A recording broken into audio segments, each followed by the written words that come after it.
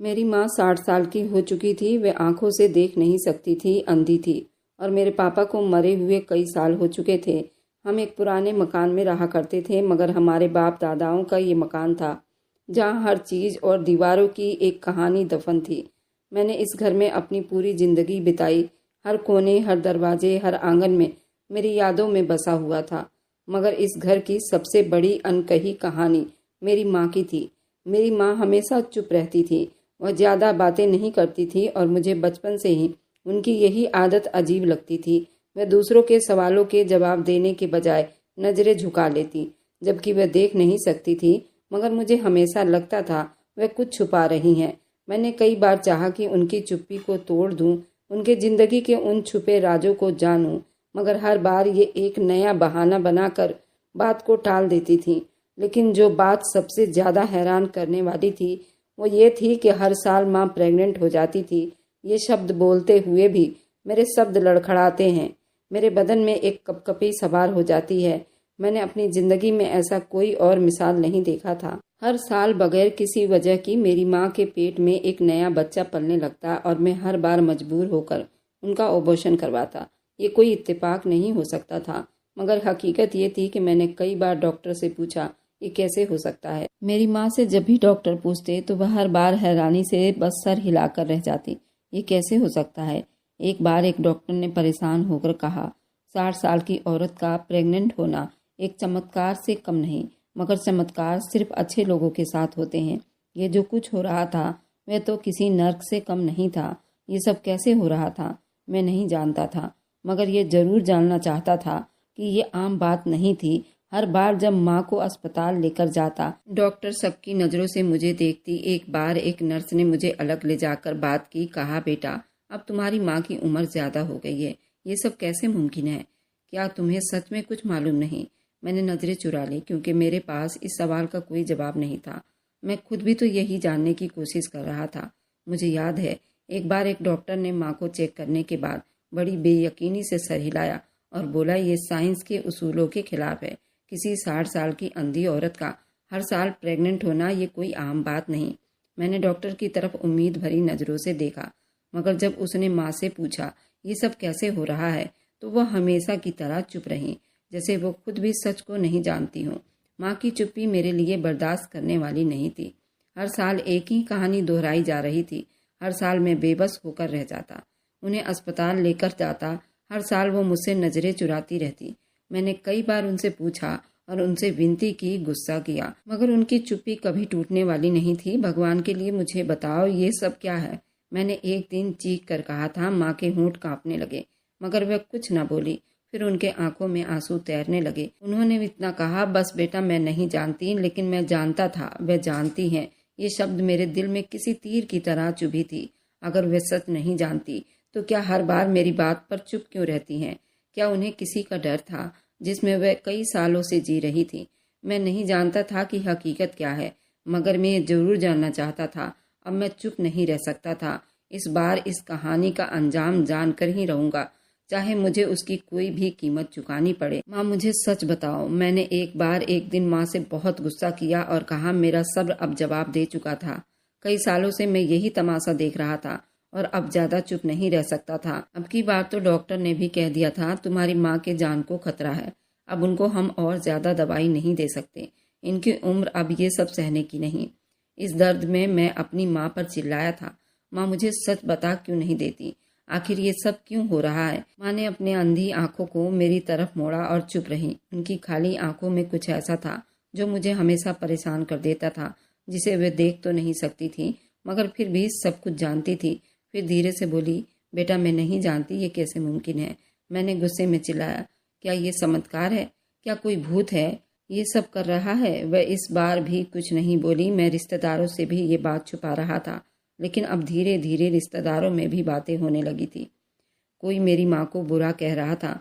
मैं उन सब बातों को बर्दाश्त नहीं कर पा रहा था। अभी तो ये सारी बातें चुप चुप कर हो रही थी, क्योंकि मेरी माँ तो अंधी औरत थी।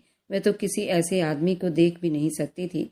फिर तो उनके लिए कुछ बुरा सोचना गलत था। आखिर ये सब कौन कर रहा था? बस वह अपनी चुप्पी में डूबी रहती। ये चुप्पी मुझे मार रही थी। मैंने फैसला कर लिया था, इस बार मैं इस समस्या को सुलझा कर ही छोड़ने वाला हूँ। मैं हकीकत जानना चाहता था, उसके लिए मैं कुछ भी करने को तैयार था। उस रात मैं जाग रहा था। मैंने तय कर लिया था कि माँ के कमरे के बाहर बैठकर पहरा लगाऊंगा। ये पहली बार नहीं था। मैंने बेचैनी में था, मगर आज मेरी बेचैनी एक डर में बदल चुकी थी। रात आधी बीत चुकी थी और सब कुछ बिल्कुल सन्नाटे में उतर चुका था। पूरे घर में सन्नाटा फैला था। बस कहीं दूर घड़ी की टिक टिक सुनाई दे रही थी। मैंने खुद को तसल्ली में रखने की कोशिश की, मगर दिल में वही सवाल उभर रहा था, आखिर मेरी माँ के साथ ये सब कैसे हो रहा है। माँ के कमरे के अंदर से उसकी धीमी सांसों की आवाज़ आ रही थी। वह सो रही थी या शायद जाग रही थी, मैं यकीन से नहीं कह सकता था। मैंने एक गहरी सांस ली और दरवाजे पर अपनी नज़रें जमा ली। अचानक मेरी दिल की धड़कन एकदम से रुक गई। मुझे लगा जैसे किसी ने दरवाज़ा हिलाया हो। मैंने जल्दी सांस रोककर कमरे में चारों तरफ नज़र दौड़ाया। वहाँ कोई था। मैंने जल्दी से मोबाइल का टॉर्च जलाया, मगर सामने कुछ भी नहीं था। दरवाज़ा हल्का सा खुला था, हल्की हल्की हवाएं आ रही थी। तो फिर ये आवाज़ कहाँ से आई? मेरा दिमाग चलने लगा। मैंने हिम्मत करके दरवाज़ा खोला और अंदर झाँका। माँ अपनी जगह पर थी, मगर उनकी आंखें खुली हुई थी। मैंने बेचैनी से कदम अंदर रखा। माँ, मैंने धीरे से बुलाया। माँ ने मेरी तरफ देखा और एक अजीब सी मुस्कुराहट उनके होंठों पर फैल गई। बेटा, सब ठीक है। मैंने जल्दी से कमरे में नज़रें दौड़ाई, मगर वहाँ और कोई नहीं था। मगर मेरे दिल में शक पैदा हो चुका था। आखिर ये सब क्या था? मैंने एक पल के लिए सोचा कि शायद ये मेरा वहम था, मगर वो आवाज़, दरवाजे का खुद ब खुद खुलना, ये सब कैसे हो सकता था? मैं अपने माँ के पास में जाकर धीरे से पूछा, माँ, क्या आपने कुछ सुना? माँ ने हल्का सा सर हिलाया। नहीं बेटा, मैं तो सो रही थी। मगर उनकी आंखें बिल्कुल खुली हुई थी। अब मेरी माँ पर यह मुसीबत आ रही थी। मैं बर्दाश्त नहीं कर पा रहा था। वे कब तक चुप रहती, कब तक हकीकत को छुपाती? मैंने गहरी सांस ली, मजबूत शब्दों में कहा, माँ, इस बार हम तीर्थ यात्रा करने जा रहे हैं। माँ ने हैरानी से मेरी तरफ देखा, जैसे उन्होंने कुछ गलत सुन लिया हो। उनके चेहरे पर हैरानी के साए थे, एक अनजाना डर भी था। माँ ने अचानक से कहा, तीर्थ यात्रा? उनकी लड़खड़ाती आवाज़ निकली। हाँ, मैं चाहता हूँ कि हम सब तीर्थ यात्रा करें। मैंने थोड़ा गुस्से में कहा, जैसे मैं उन्हें मौका दे रहा था वे खुद अपनी जुबान से सच कहते। माँ कुछ पल चुप रहीं। मैं उनकी आंखों में झांक रहा था। एक ऐसा दुख था जो शायद शब्दों में बयान नहीं हो सकता था। फिर अचानक उनकी आंखों में आंसू तैरने लगे। वे सांस रोककर बोली, बेटा, क्या सच में चाहते हो कि मैं तीर्थ यात्रा करने जाऊं? हाँ, मैंने मजबूती से कहा। माँ की आंखों में कई जज्बात एक साथ जाग उठे। उन्होंने अपने कांपते हुए हाथ जोड़े, जैसे वो किसी अंदरूनी दर्द में पड़ी हों। बेटा, मैं नहीं जा सकती। मैं वहां जाकर क्या मांगूंगी? मैं नहीं जानती थी अगर मैं भगवान के दर्शन करने पहुंच गई तो मेरा दिल क्या करेगा। मैंने उनके तरफ देखा। माँ, जो भी दिल में हो वह कह देना, जो भी बोझ हो भगवान के सर पर डाल देना, क्योंकि वहाँ ना कोई झूठ चलता है, ना कोई पर्दा बाकी रहता है। माँ के आंसू तेजी से बहने लगे।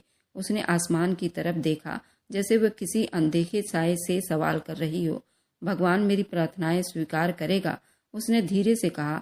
मैंने उसका हाथ थामकर मजबूत शब्दों में कहा, माँ, भगवान तो वो हैं जो अंधेरी रातों में एक चुप दिल के राज भी जान लेता है। वह तुम्हारी प्रार्थनाएं क्यों नहीं सुनेगा?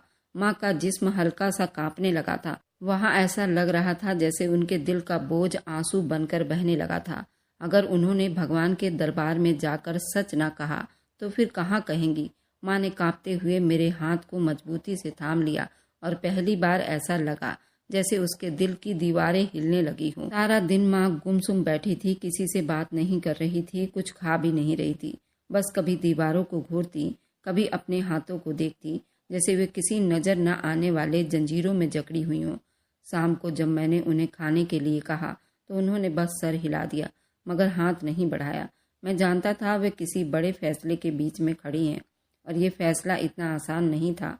रात को जब मैं अपने कमरे में जाने लगा तो माँ अपने बिस्तर पर बैठकर बराबर भगवान से प्रार्थना कर रही थी और धीरे से बोल रही थी, भगवान, मुझे माफ़ कर दो। मैंने दरवाजे के पास खड़ा होकर ये सब देख रहा था। मेरी आंखों में आंसू आ गए। मैं जानता था कि माँ किसी बहुत बड़े परीक्षा में थी। आखिर वह किस चीज़ की माफ़ी मांग रही थी? क्योंकि वे इतने सालों से चुप रहीं। क्या वह सच में कुछ जानती थी या जानबूझकर सच छुपा रही थी, या फिर वह खुद किसी परीक्षा में पड़ी हुई थी? ये सवाल मेरे दिमाग में घूम रहे थे, मगर मेरे पास उनका कोई जवाब नहीं था। मैंने तय कर लिया था जब तक माँ खुद मुझसे सच न बता दे मैं पीछे नहीं हटूंगा। कुछ दिनों में ही मैं तीर्थ यात्रा का प्लान बना लिया। हम लोग तीर्थ यात्रा के लिए निकल पड़े। मेरा दिल बेचैन था, एक ऐसी बेचैनी जो शब्दों में नहीं बताया जा सकता था। जैसे किसी अनजाने डर ने मुझे जकड़ लिया था, जैसे कोई राज मेरे सामने खुलने वाला हो, बस एक पल बाकी रह गया हो। हर कदम के साथ मेरे दिल की धड़कनें तेज हो रही थी। मुझे यूं महसूस हो रहा था जैसे हकीकत मुझसे ज़्यादा दूर नहीं, एक धागे से बंधी हुई है जो किसी भी पल खुलकर मेरे सामने आ जाएगी। जैसे ही हम तीर्थ यात्रा हरिद्वार में पहुंचे, मेरे अंदर एक अजीब सी डर पैदा होने लगी। मैंने कई बार सुना था ये वो जगह है जहाँ प्रार्थनाएं कभी रद्द नहीं होती, जहाँ हर पाप धुल जाते हैं, भगवान उन पर अपनी कृपा बनाए रखते हैं। मगर मेरे दिल में जो भी बेचैनी थी वे किसी और ही चीज़ की खबर दे रही थी।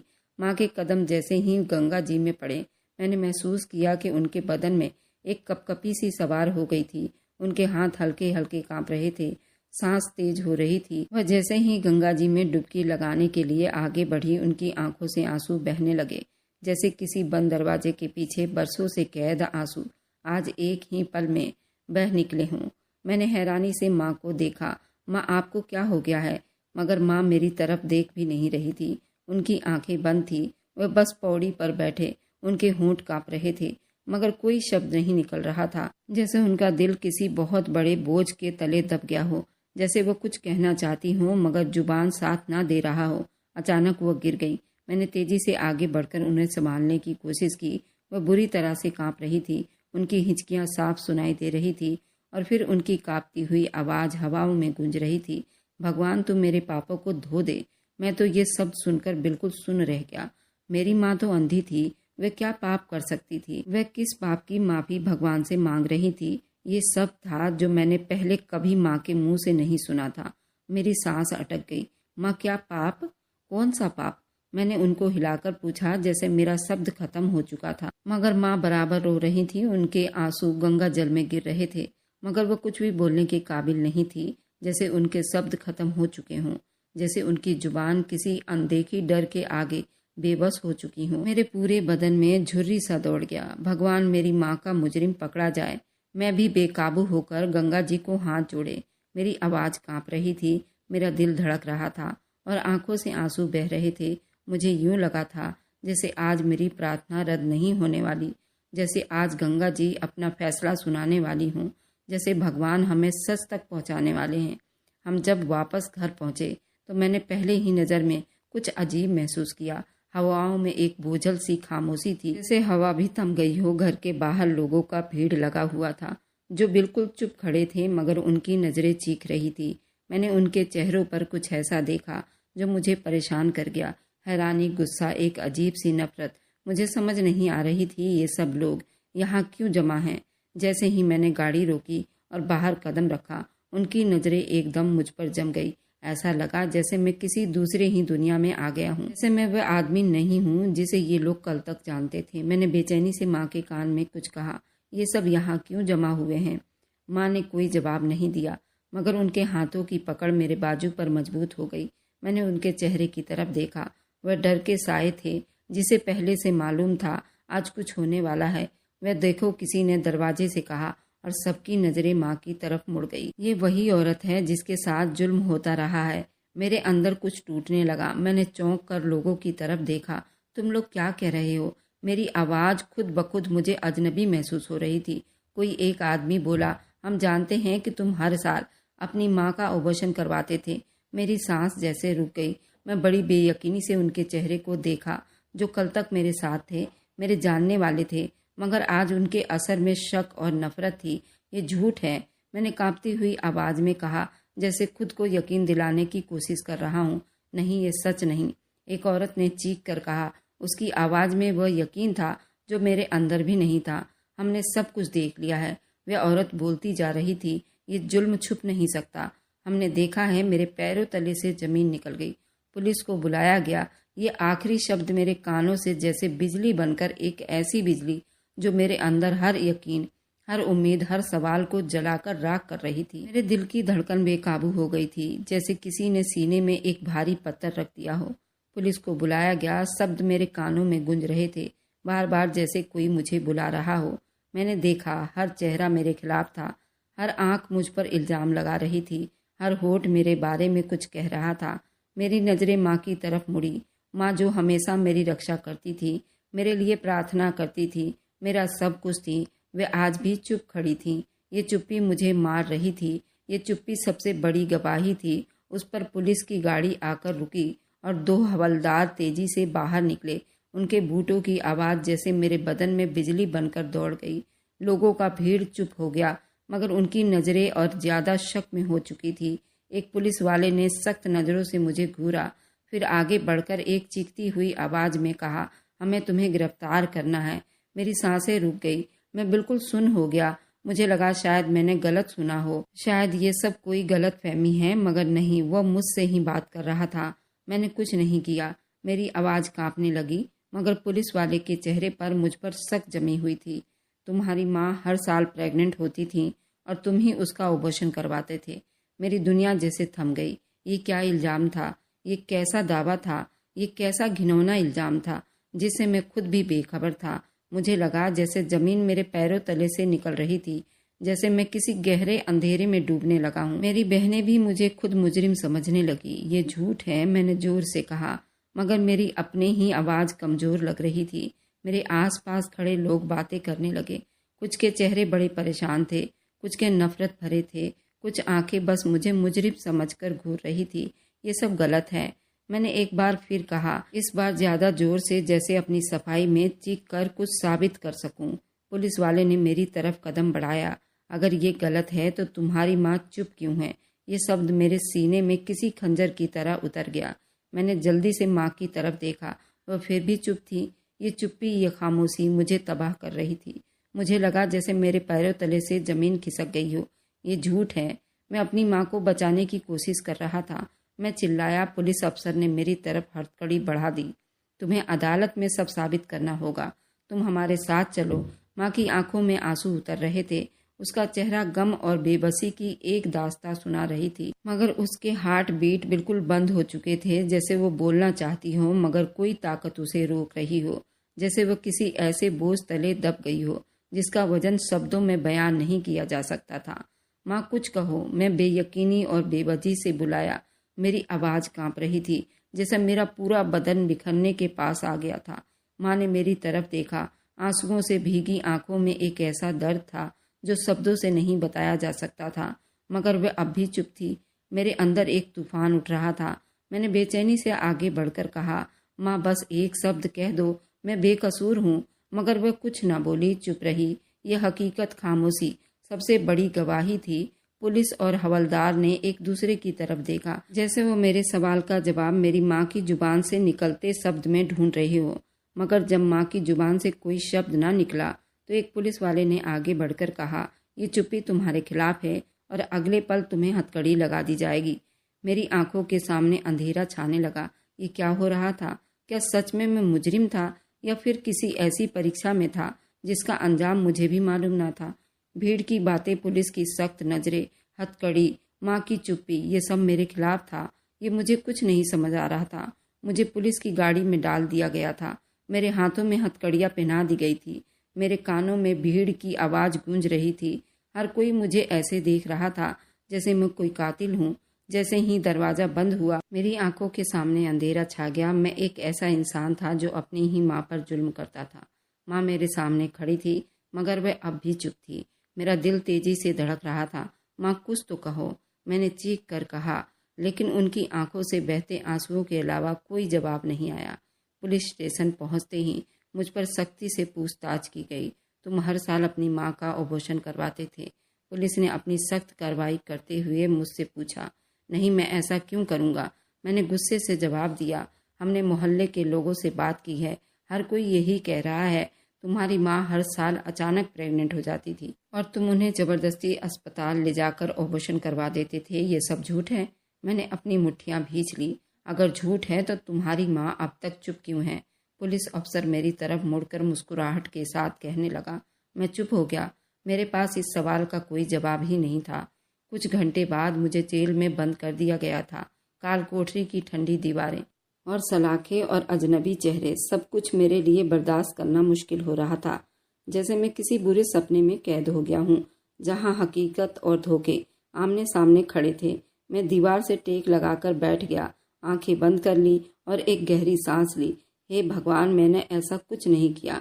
मैंने हमेशा अपनी माँ की रक्षा की है और उनकी सेवा की है।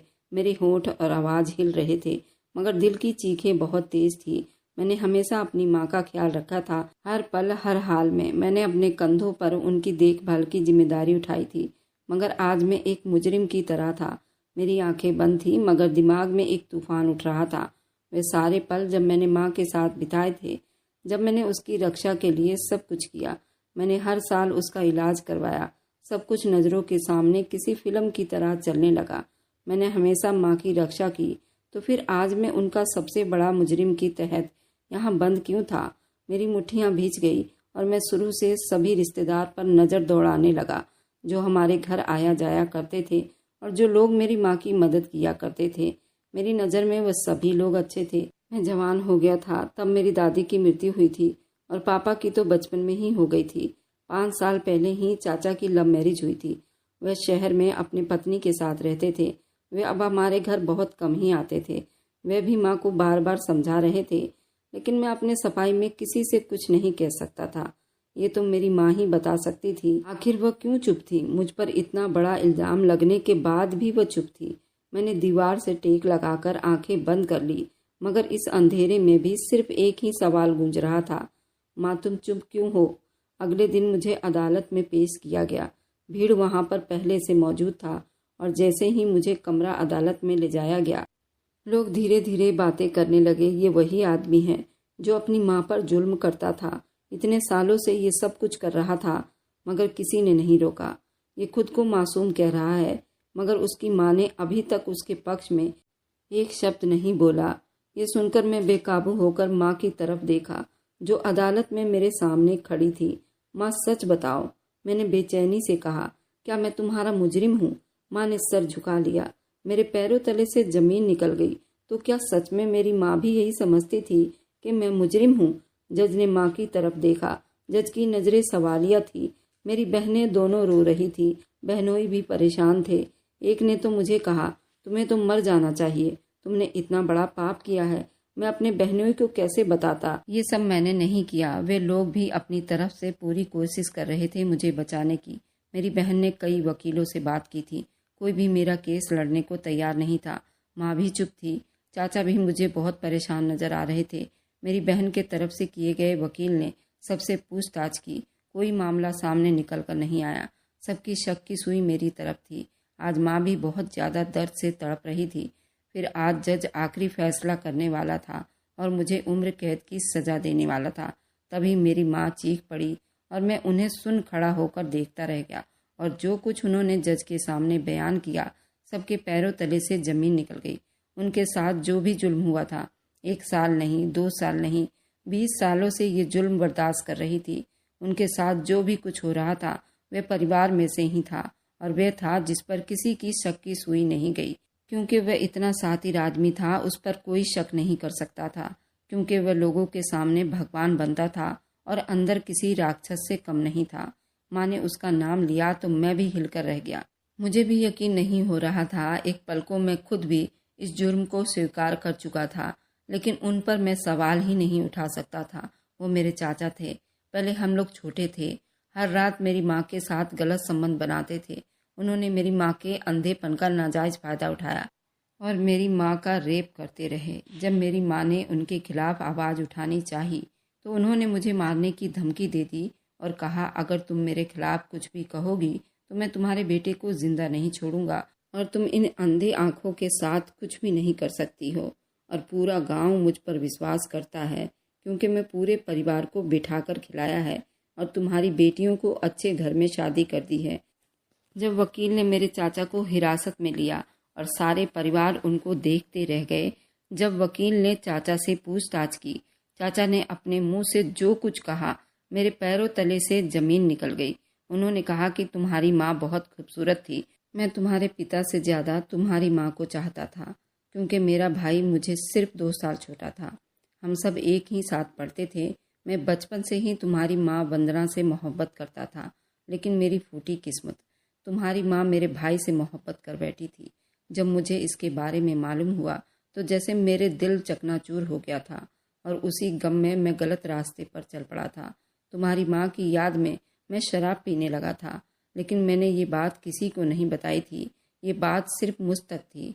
मैं सिर्फ वंदना से प्यार करता था। मैंने वंदना से कभी अपने प्यार का इजहार नहीं किया था, ना ही ये बात मेरे भाई को पता थी। बस मैं अपने एक तरफा प्यार में खुद ही मरता रहा। वंदना शादी करके हमारे ही घर में आ गई। रोज मैं उसे भाई के साथ खुश देखकर जल भूनकर राख हो जाता था। वंदना मुझसे हमेशा बड़े प्यार से बात करती थी। वह मुझे अपना छोटा भाई ही समझती थी, लेकिन मेरे अंदर उसके एक तरफा प्यार की चिंगारी जल रही थी। उसका मैं क्या करता। मैंने इस तरह उन दोनों के प्यार में नज़र लगाई कि वंदना की शादी के 8 साल के बाद मेरा भाई इस दुनिया से चला गया था, लेकिन मेरे अंदर वंदना के लिए प्यार ख़त्म नहीं हुआ था। मैं चाहता था कि मैं वंदना से शादी कर लूँ, लेकिन तुम्हारी माँ वंदना कभी मुझसे स्वीकार नहीं करती। तुम्हारी माँ एक बहुत अच्छी और समझदार सुलझी हुई औरत थी। मैंने इस बारे में माँ से बात की। उस वक्त मैं बहुत ज़्यादा शराब पीने लगा था। माँ ने साफ मना कर दिया, नहीं, मैं तुम्हारी उस मनहूस औरत से शादी नहीं करवाऊंगी। वह मेरे बेटे को खा गई और जवानी में ही खुद विधवा हो गई। मैं ऐसा कभी नहीं करूंगी। तुम्हारी शादी मैं कहीं और करूंगी। मेरी माँ ने मेरी बात बिल्कुल ना मानी। मेरी शादी हो गई, लेकिन मैं अभी भी वंदना से प्यार करता था। इसी नाराजगी में शादी के तुरंत बाद माँ से अलग रहने लगा और शहर चला गया। लेकिन मैंने हमेशा तुम तीनों की देखभाल करता था। तुम्हें किसी चीज़ की कमी न होने दी, बस सिर्फ इसलिए कि मैं वंदना को अभी भी प्यार करता था। लेकिन मैंने कभी जुबान से वंदना को नहीं बताया कि मैं तुमसे प्यार करता हूँ। फिर मेरे भाई के मौत के 5 साल के बाद वंदना का भी एक्सीडेंट हो गया था और उस एक्सीडेंट में उसने अपनी दोनों आंखों को खो दी थी। तभी मैं माँ से यही कहने आया था, अब तो वंदना की शादी मुझसे कर दो, अब इसका कोई देखने वाला नहीं। तभी मेरी माँ ने मुझे घर से बाहर निकाल दिया था। कहा कि तेरी शादी हो गई है, अपने परिवार के साथ रहेगा तो ज़्यादा अच्छा होगा। शादी के दूसरे दिन तू अपनी पत्नी को लेकर यहाँ से चला गया। तब नहीं सोचा कि घर में कौन देख रेख करेगा। अब तो यहाँ से जा, मैं इसके बच्चों को और इसको खुद संभाल लूँगी। मैं वहाँ से आ तो गया, पर वंदना मेरे दिल में हमेशा बसी रही। एक्सीडेंट में वंदना ने अपनी दोनों आंखों को खो दी थी और मैंने उसके अंधे होने का फ़ायदा उठाया। पूरे 20 साल के बाद वो मुझे मिली, लेकिन वह इस वक्त बहुत बेबस थी। वो मुझे देख तो नहीं सकती थी, लेकिन उसके जिस्म को पाकर मेरे दिल को करार आता था और मैं हर 2 हफ्ते 3 हफ्ते बाद वहाँ जाता था और उसके साथ शारीरिक संबंध बनाता था और उसको इस बात का खबर भी नहीं था, क्योंकि मैं वंदना के साथ ये सब कुछ नशे की हालत में करता था और उसको भी सोते हुए बेहोशी का रुमाल सुंघाकर उसके साथ बुरा कर्म करता था, जिससे वह हर साल प्रेग्नेंट हो जाती थी।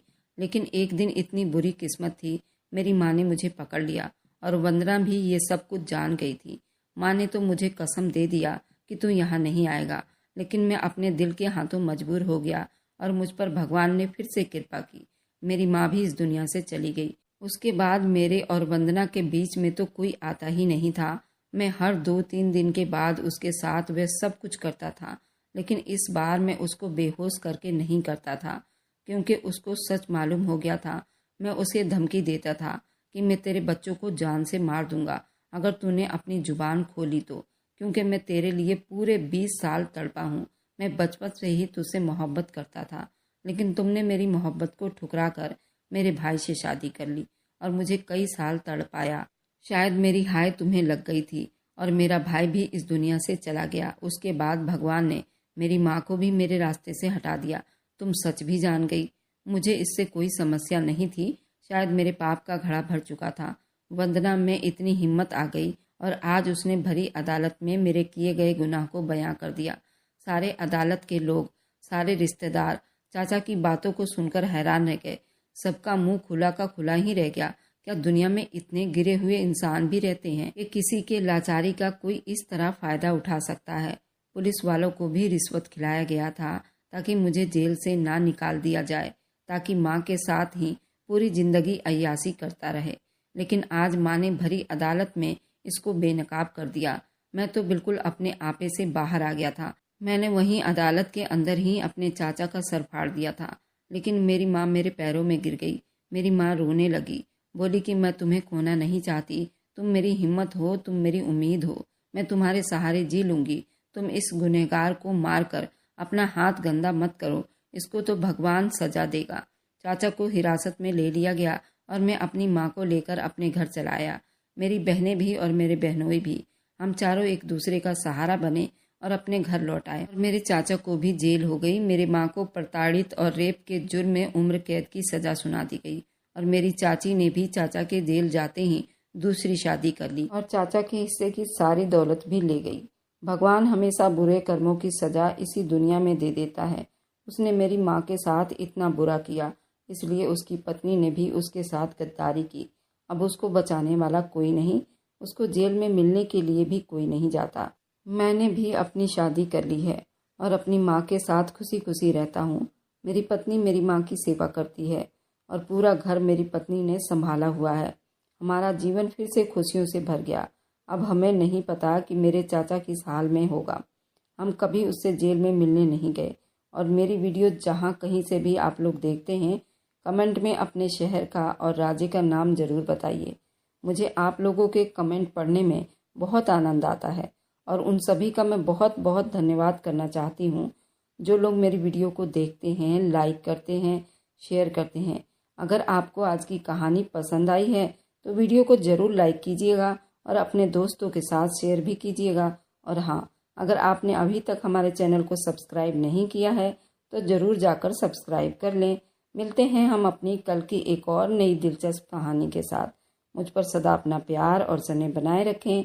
सभी को मेरा प्यार भरा नमस्कार। दोस्तों, खुश रहें, स्वस्थ रहें।